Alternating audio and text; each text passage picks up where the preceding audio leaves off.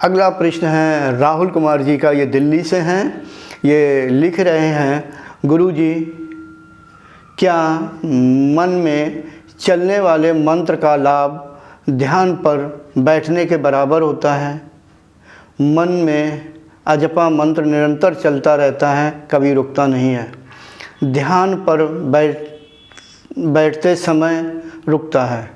यदि मन भटकने लगे तो भी शुरू हो जाता है। हाँ, मन में जो मंत्र चलता रहता है, मैं तो ये कहूँगा कि सभी साधकों को, यानी जब वो चल रहे हों या खाली बैठे हों तो मन में जाप करते रहना चाहिए। हाँ, मन में जब सदैव चलता रहेगा तो कहीं ऐसा ना हो। मैं एक और बात बता दूं, जब आप ड्राइव कर रहे हों जैसे मोटरसाइकिल, कार, तो उस समय आप मंत्र पर ध्यान ज़्यादा ना दें, क्योंकि आपको आगे का ट्रैफिक भी देखना होता है। वैसे ये बात अच्छी है कि आपका मन में मंत्र चलता रहता है।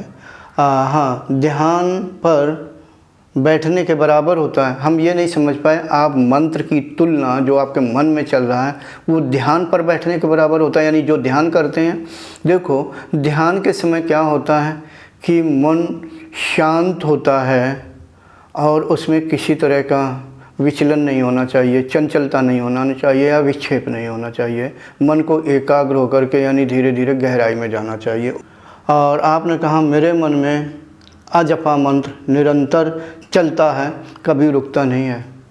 अब आपने शब्द दिया अजपा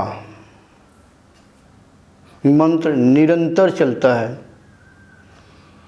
अब थोड़ा मैं खैर सामने होते तो पूछता, अगर अजपा मंत्र चलता होगा, अजपा यानी आप जिसको जपते नहीं हैं वो भी चलता रहता है, तो इसका मतलब ये मैं समझूं कि अंदर से जो वृत्तियाँ बाहर निकलने का स्वभाव है मनुष्य का, तो वो भी रुक जाता होगा। यानी एकदम से आप गहराई में होंगे, शांत होंगे। और आगे लिखा है यानी कुल मिलाकर के चलता ही रहता है। मैं ज़रा स्पष्ट कह दूं, आपने प्रश्न किया अजपा कब चलता है? मंत्र की आखिरी स्टेज है। अगर आप इतने योग्य हैं फिर तो सही है। वीडियो YouTube पर बहुत पड़े होंगे, अजपा और जपा जो भी हो। मैं सिर्फ ये बता दूं अजपा मंत्र कब होता है। हाँ, ये कहो कि मैं मन के अंदर मंत्र जपता रहता हूँ और गहराई से जपता हूँ, चलेगा। लेकिन अजपा का अर्थ जो मैं समझता हूँ कि जिसका मन ईश्वर के चित्त में निरंतर अंतर्मुखी रहता है, उसका अजपा होता है।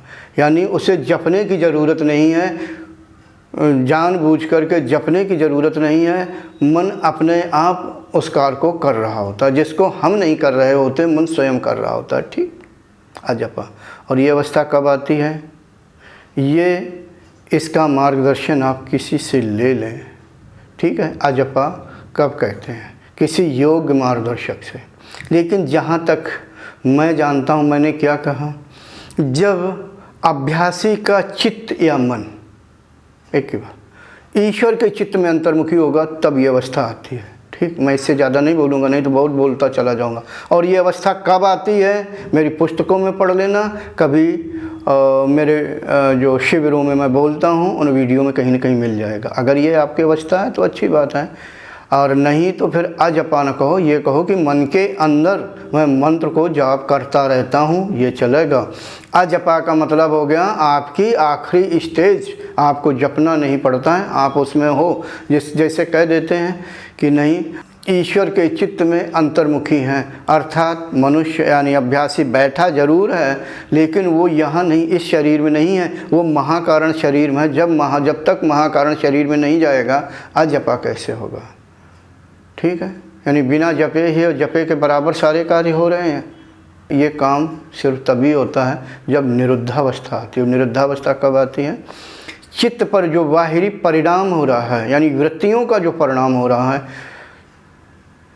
वो रुक जाता है जब, यानी चित्त की वृत्तियाँ जब पूर्ण रूप से रुक जाती हैं और निरुद्धावस्था को प्राप्त करता है, तब चित्त का स्वभाव होता है कि वो ईश्वर के चित्त में अंतर्मुखी हो जाता है। फिर उसे कुछ करने की ज़रूरत नहीं होता है, वो अंतर्मुखी ही रहता है। ठीक है, जब उसकी निरुद्धावस्था ख़त्म हो जाती है तो थोड़ा बहिर्मुखी थोड़ी देर के लिए होता है, यानी वो व्युत्थान में आता है। ठीक है, अजपा का महत्व बहुत बड़ा है। जो श्रेष्ठ योगी होते हैं सिर्फ उन्हें होता है। अगर आपको ऐसा होता है तो फिर आपको प्रश्न पूछने की ज़रूरत नहीं होती, आप तो ज्ञान से युक्त होते हैं कि अजपा का क्या मतलब होता है, आपको भान कैसे होता है।